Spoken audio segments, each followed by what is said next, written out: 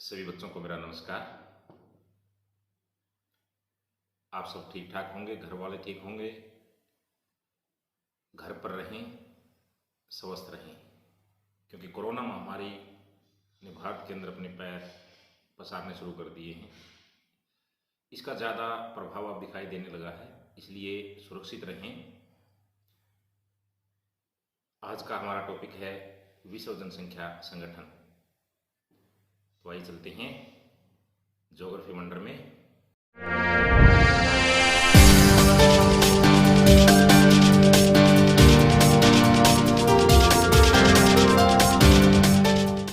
स्वागत है आपका ज्योग्राफी वंडर में। तो आज का हमारा टॉपिक है जनसंख्या संगठन। जनसंख्या संगठन, जनसंख्या की विशेषताओं को ही जनसंख्या संगठन कहते हैं। अब जनसंख्या की वो विशेषताएं कौन सी हैं? क्या आप देखते हैं कि हर जनसंख्या के अंदर पुरुष भी हैं, महिलाएं भी हैं, जिनको हम लिंग के आधार पर अलग करते हैं, तो उसको बोलते हैं लिंग संगठन। उसमें बहुत सारी जनसंख्या बाल भी है, प्रौढ़ भी है और वृद्ध भी है, जिसको हम बोलते हैं आयु संरचना। उसी में बहुत सारी जनसंख्या साक्षर भी है, निरक्षर भी है, यानी कि साक्षरता के आधार पर हमने उनको बांटा। उसके बाद उनके व्यवसाय, कामगार कितने हैं, आश्रित वर्ग कितना है, उनकी आवासीय इकाइयां कि वो रहते कहाँ पे हैं, नगरीय बस्ती हैं या ग्रामीण हैं। तो इन सब आधारों पर जब हम पूरी जनसंख्या को वर्गीकृत करते हैं, जो ये जनांकीय विशेषता जिसको हम बोलते हैं, वही जनसंख्या संगठन कहलाता है। तो इन्हीं जनांकीय विशेषताओं को हम जनसंख्या संगठन कहते हैं। आज हम शुरुआत करते हैं लिंग संगठन की। लिंगानुपात जिसको हम बोलते हैं। लिंगानुपात का अर्थ है कि प्रति 1000 पुरुषों पर महिलाओं की संख्या के अनुपात को लिंगानुपात कहते हैं, या प्रति 1000 पुरुषों पर महिलाओं की संख्या को लिंगानुपात कहते हैं। कुछ देशों के अंदर इसका जो माप है वो प्रति 1000 महिलाओं पर पुरुषों के अनुपात में लिया जाता है, लेकिन हमारे भारत के अंदर हम इसको प्रति 1000 पुरुषों पर महिलाओं की संख्याओं के अनुपात को कहते हैं। इसको निकालने का अपना एक फार्मूला है। वो कैसे है?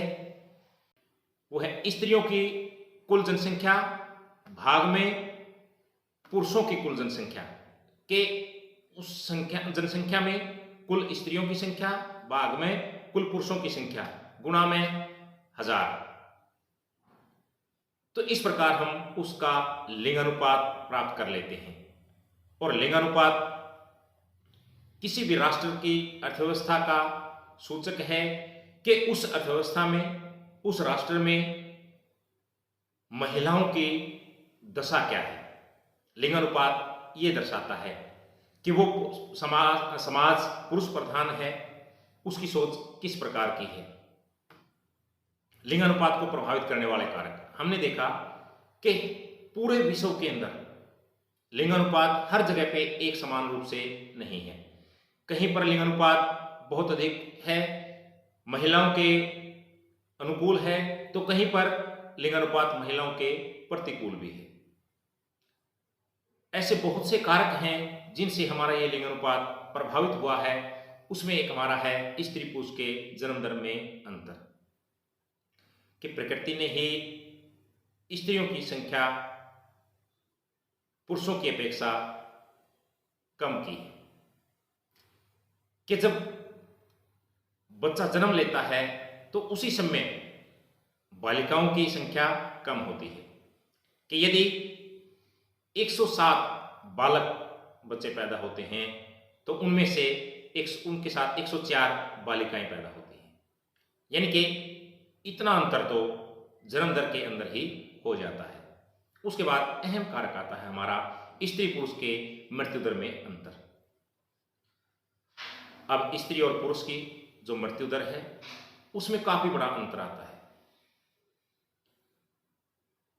कि जब शिशु मृत्यु दर को यदि हम देखें तो उसमें बालिकाओं की मृत्यु दर ज्यादा है, क्योंकि बहुत सारे समाज पुरुष प्रधान समाज हैं, उसमें लड़की का जन्म लेना अशुभ माना जाता है।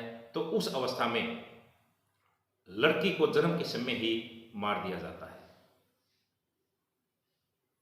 उसके बाद जो जो एज बढ़ती जाती है उसमें एज बढ़ने के साथ में महिलाओं की जो मृत्यु दर है वो कम तो होती है, लेकिन इतनी अधिक कम नहीं होती।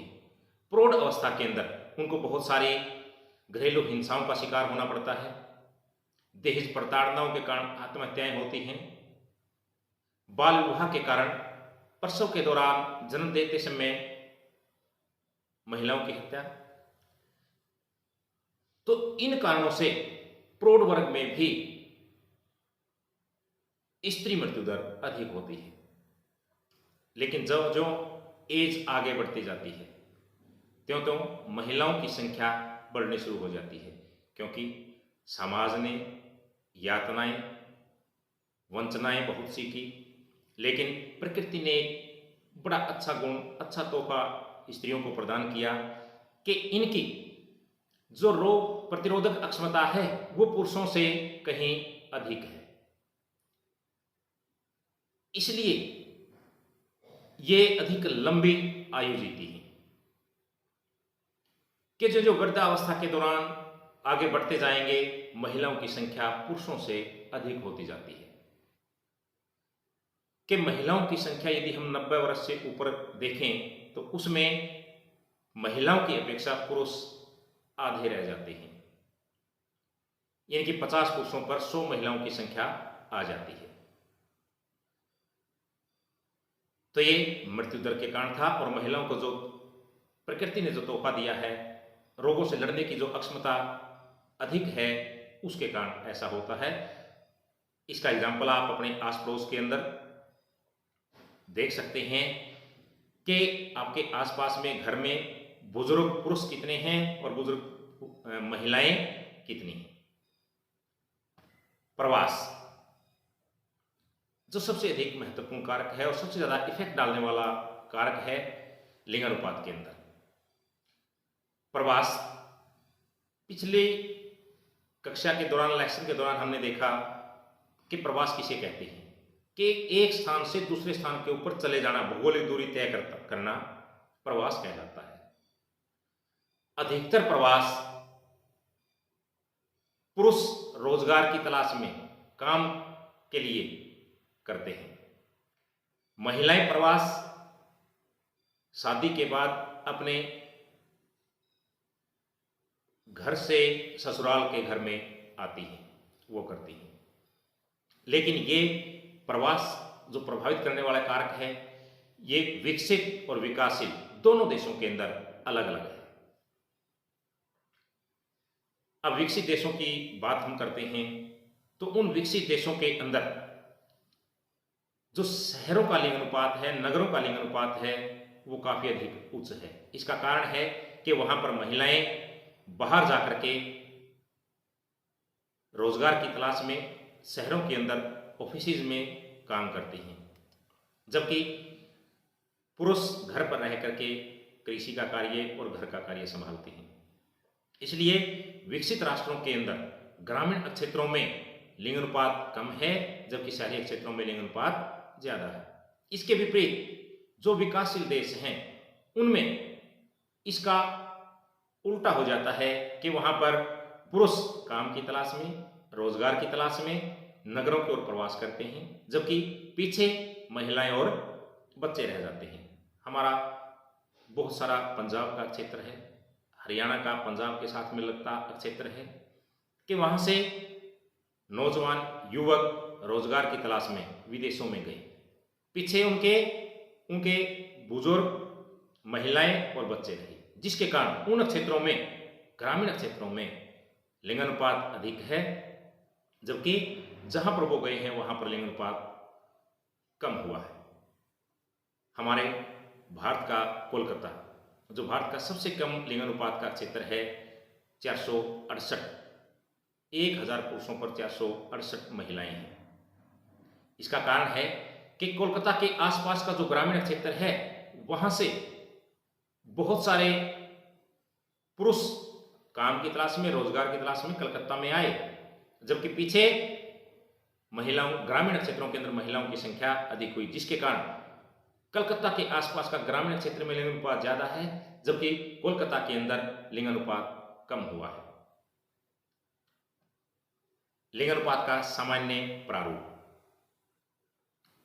कि यदि हम पूरे विश्व के अंदर लिंगानुपात का प्रारूप देखें कि किस प्रकार से है, तो पूरे विश्व के अंदर हम देखते हैं कि पूरे विश्व का भी जो लिंगानुपात है वो महिलाओं के प्रतिकूल है, कि पूरे विश्व का लिंगानुपात 990 है, जबकि विश्व का जो उच्चतम लिंगानुपात है 1185 लैटविया में, जो यूरोप का एक छोटा सा देश है लैटविया, के यूरोप के छोटे से देश के अंदर 1185 विश्व का सबसे उच्चतम लिंगानुपात है, जो महिलाओं के लिए सबसे अधिक सुरक्षित स्थान मान सकते हैं। सबसे कम लिंगानुपात संयुक्त अरब अमीरात 438, कि एशिया का एक देश है संयुक्त अरब अमीरात, उसमें सबसे कम लिंगानुपात है। इसका कारण है कि बाहर से आने वाले रोजगार की तलाश में, काम की तलाश में यहां पर पुरुष वर्ग का प्रवास अधिक हुआ है, जिसके कारण यहां पर लिंगानुपात इतना कम हुआ। यूएनओ ने आंकड़े प्रस्तुत किए, उसने बताया कि 139 देशों के अंदर लिंगानुपात स्त्रियों के अनुकूल है। अच्छी बात है कि 139 देश ऐसे हैं जिनमें स्त्रियां अधिक हैं पुरुषों की अपेक्षा, जबकि इसके विपरीत 72 देश ऐसे हैं, 72 कंट्रीज ऐसे हैं जिनमें महिलाओं की दशा अच्छी नहीं है, वहां पर लिंगानुपात प्रतिकूल है। सामान्य एशिया के अंदर स्त्रियां पुरुषों से कम हैं, क्योंकि जितने भी विकासशील देश हैं उन सभी विकासशील देशों के अंदर जो लिंगानुपात है वो जो विकसित राष्ट्र हैं उनकी अपेक्षा कम है। इसमें हमारा भारत, पाकिस्तान, बांग्लादेश, श्रीलंका, चीन, ये देश शामिल हैं जिनमें स्त्रियां पुरुषों से कम हैं, यानी कि स्त्रियों के प्रतिकूल लिंगानुपात है। इसमें विकसित और भारत का जो लिंगानुपात है वो 2011 के अनुसार 943 है। विश्व के सर्वाधिक विकसित और अविकसित दोनों ही देशों में स्त्रियों की संख्या पुरुषों की तुलना में अधिक है, यानी कि बहुत सारे राष्ट्र जो विकसित हैं, जिसे संयुक्त राज्य अमेरिका, यूरोप के देश, सोवियत संघ के देश, जापान, ऐसे विकसित देश हैं जिनमें लिंगानुपात महिलाओं के अनुकूल है, स्त्रियों की संख्या अधिक है। जबकि अविकसित, जिन्होंने विकास की शुरुआत ही नहीं की, अफ्रीका के बहुत सारे देश ऐसे हैं जहां पर भी महिलाओं की दशा अच्छी है, इसकी संख्या पुरुषों से अधिक है, स्त्रियों के अनुकूल लिंगानुपात है। तो आज का टॉपिक लिंगानुपात।